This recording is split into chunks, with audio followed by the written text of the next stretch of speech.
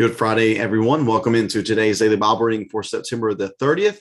Today, we're going to be reading together in Revelation chapter 17. And happy birthday today to Alex Hernandez and Ed Boyd as well.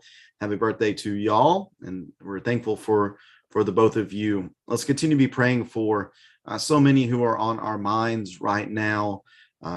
Zach and Caden while they're down in Florida. And of course, all the people of Florida who have been affected by the hurricane.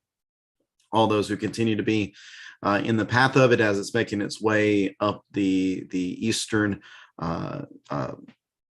seaboards. Let's continue to remember everybody with that. Continue to remember Dave Overall and just so many individuals to be praying for. I appreciate you who take time during the day to pray for those who are on our minds and who we are aware of, and please continue to do that. As we're reading here today in Revelation chapter 17, I want to remind us again of the reality that this is apocalyptic literature. Is a genre of literature that would have been very familiar to the first century Jews.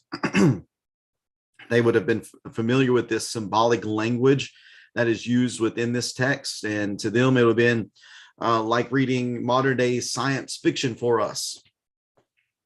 So just keep that in mind, that this is apocalyptic literature. It is highly symbolic genre. So we probably should not be looking for a literal woman sitting on a scarlet beast that was covered with blasphemous names and had 7 horns or 7 heads and 10 horns. This is also a prophecy. So it is God's perspective on the current happenings that his people were engaged in. Remember, there's the language of the souls under the altar and the crying out, "How long, Lord?" And then there's the day of the Lord language, and those who are suffering underneath it, saying, "Well, who can withstand it?"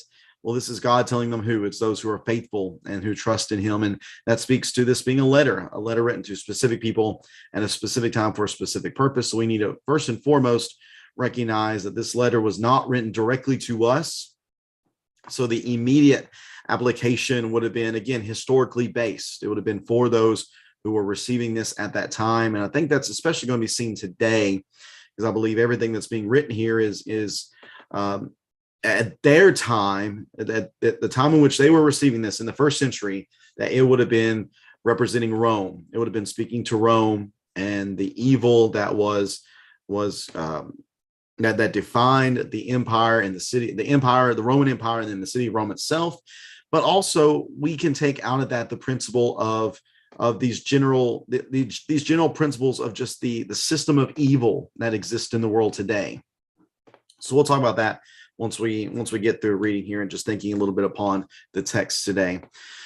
So reading together here in Revelation chapter 17, again, I'll also mention as well that if we're trying to read Revelation in a linear fashion, meaning reading it as a single narrative from the start to the finish, that everything happens in successive form, then we're going to be kind of confused, because we're going to see a number of times whenever what seems to be the real enemy getting defeated. But again, it's just cyclical in nature. So we need to be able to identify the cycles as they go throughout the text. And I think we've highlighted those for the most part, the different cycles of the seals and the cycles of the trumpets, the cycles of these various descriptions. Just keep that in mind, that this is cyclical in nature, and the same thing is being described in just a number of different ways. So reading together here in Revelation chapter 17, the woman and the scarlet beast. Then one of the 7 angels who had the 7 bowls came and spoke with me. The 7 bowls we just talked about in the last chapter concerning the plagues that are going to be poured out. So this angel, one of the 7 angels who had the 7 bowls, came and spoke with me. This is John. "Come, and I will show you, John, the judgment of the notorious prostitute who is seated on many waters. The kings of the earth committed sexual immorality with her, and those who live on the earth became drunk on the wine of her sexual immorality. Then he carried me away in the spirit to a wilderness." So remember that. Remember, or I should say, pay attention to that statement. Carried me away in the spirit. So this is a vision, a spiritual vision that John is seeing. And where is he being taken to? He's taken to a wilderness. Be thinking about this from the perspective of anti-Eden. Eden is the ideal scenario for mankind, because it was within Eden that God placed man and dwelt there with man in the presence, that mankind were in the presence of God. That's what God wants. Well, wilderness is the exact opposite of a garden. And what is this wilderness? Well, this wilderness is the environment that the woman who's going to be described here in the beast, it's just going to be the condition that is created whenever evil and wickedness abound. So continue on there in verse number 3. I saw a woman sitting on a scarlet beast that was covered with blasphemous names and had 7 heads and 10 horns. The woman was dressed in purple and scarlet, adorned with gold, jewels, and pearls. She had a golden cup in her hand filled with everything detestable and with the impurities of her prostitution.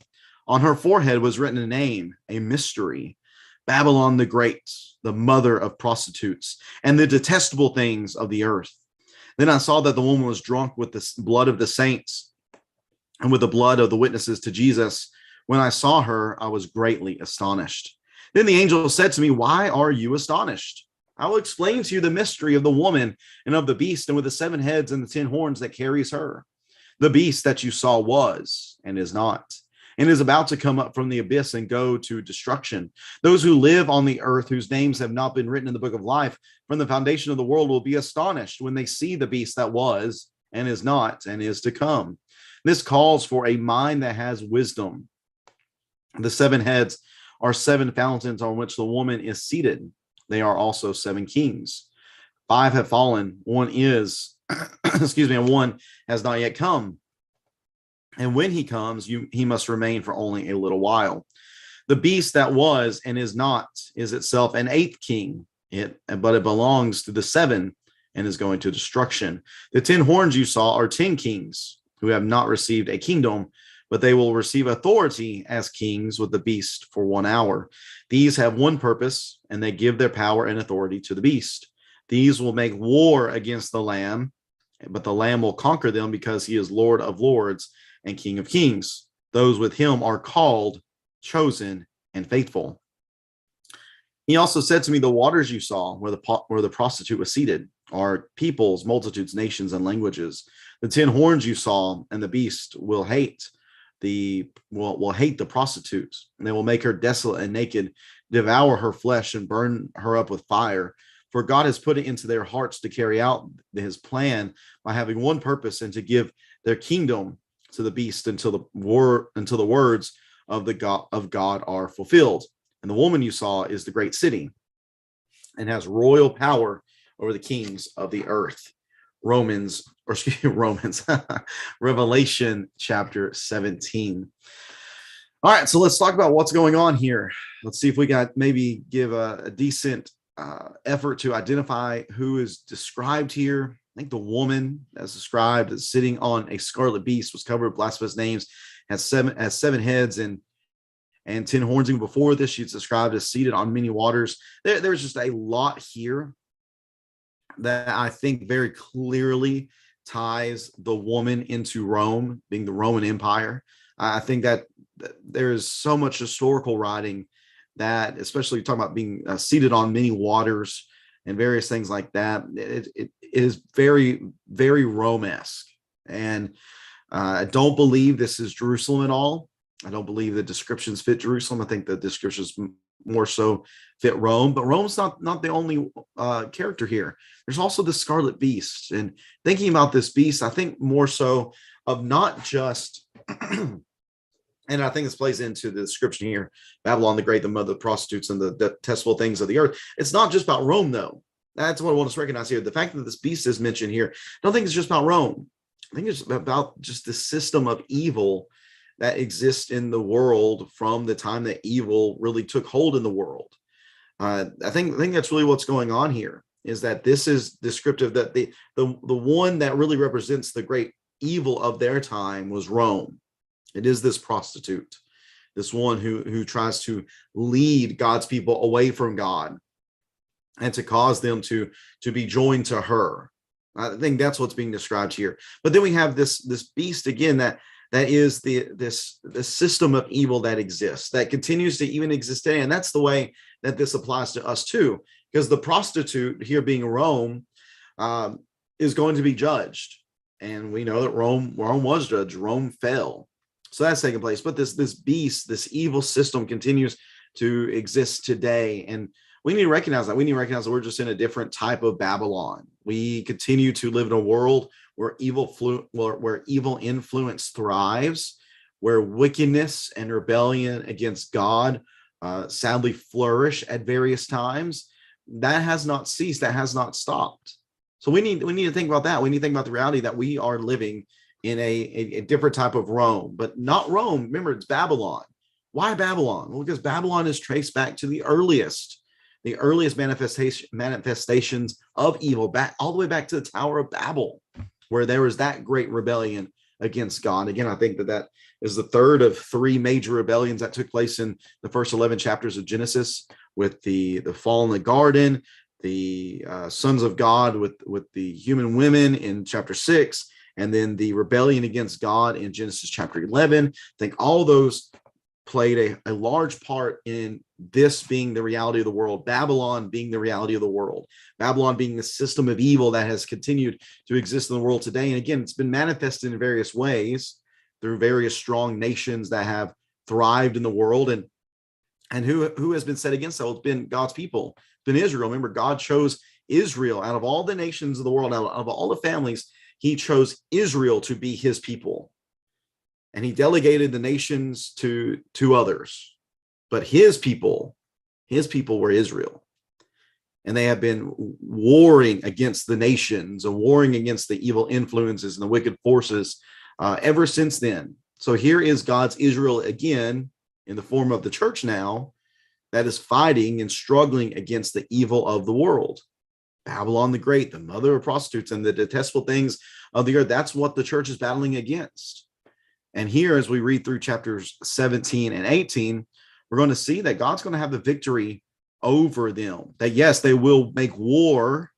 They will make war against the Lamb, but the Lamb will conquer them because he is Lord of Lords and King of Kings. Those with him are called chosen, or those with him are called, chosen, and faithful. That's the main point here. Verse 14 is the main point, really, maybe, of the entire prophecy.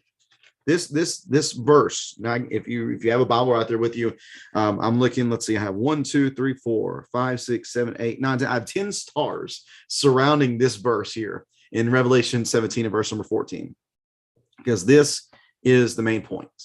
This is the main point of the prophecy. This is the main point of this apocalypse, of this writing. This, again, it's an apocalypse, it's a prophecy, it's a letter. Here's the main point. Yes, Babylon will war against you.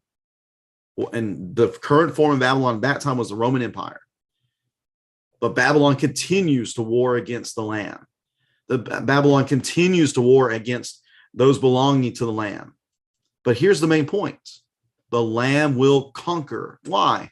Because he is Lord of Lords and King of Kings. And that's exactly what God determined would be the reality all the way back to the beginning, all the way back in Genesis chapter 3 and verse number 15, that the woman would have a son, a descendant of her lineage that would crush the forces of evil, that would bring them under subjection, that would defeat them and send them into the pits of hell. And that's exactly what Revelation 17 is talking about. It's just one of the many cycles within the Revelation that speaks to this reality, that yes, evil will war against good, that the Satan and all of his evil forces will war against the Lamb, will war against the Christ. But the bottom line is this: the Lamb will conquer, and those who are with him will conquer as well. I've asked this a number of times throughout this reading.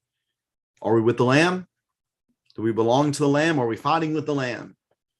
Or are we with the forces of evil and Babylon? That's the question for us to consider. But may we be encouraged by Revelation 17 and verse number 14. But the Lamb will conquer them because he is Lord of Lords and King of Kings.